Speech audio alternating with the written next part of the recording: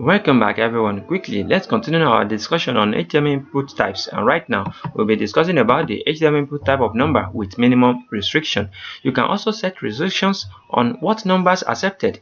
The following example displays a numeric input field where you cannot enter a value below 2. So I'm going to show you how this works quickly. Let's get back to our code and to our document. As you can see, we have discussed about a lot of input type. As you can see, input type of number with maximum, month input is set, number input is set, month input, file input, text input where you can specify text, and also password input where you can specify value.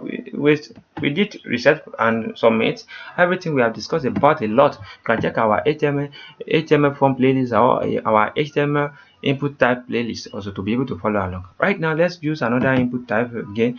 Let's quickly break this. When we break this, let's give it a label. Let's give it number main. Let's call it number main because we are talking about main. Yeah, let's give it number here. Number main input, right? Input. So number main input. Let's save our document. And right here, let's break it again. Let's give it the input itself. Number. Let's just call it number for now. And let's call it, yes, let's call it number. And right here, let's give it name. Let's give it name. Let's give it number main value. When we give it number main, then you can give this one also number main. Also, you should understand what I'm doing right here also. So let's save our document for that. And let's break it. Let's break it times 2 twice and save our document. Let's reload our document. Can you see we are having this number main input, right? But for now, you can specify any amount of value and it will go. Let's submit it. Can you see it's adding to our number main, right? Let's specify. Let's specify on negative also. Can you see when we submit it? Can you see it is going, right? So I'm going to show you how you can control this using our main. Now you will use your main attribute. That's where the main comes out. Now let's use our main attribute. Let's break this first. Let's use our main attribute right here. Specify main. When you specify main, inside it, let's just put 2.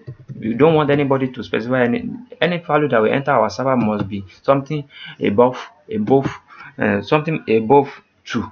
So when you specify like this, now it will go. Let's submit it. Can you see it is going, right? Let's reload our document again. Now let's say negative value. Let's say negative value. Let's submit it now. It will not go. Can you see? It says please select a value that is no less than 2. So definitely you must put anything. Even if you specify 1 here, it will not go. Let's specify 1 and submit it. Can you see? It is not going. You see the same error, the same anything that is not less than 2. So now when we specify 2, it will go. Can you see the 2 is going to our main number input? So, and if you specify anything above, it will go, but anything below, it will not go. Can you see? That's the benefit of using main. As you can see, all this is adding to our main input. So, and the same thing also works with this. When you start counting this now, it will start from 2. Can you see?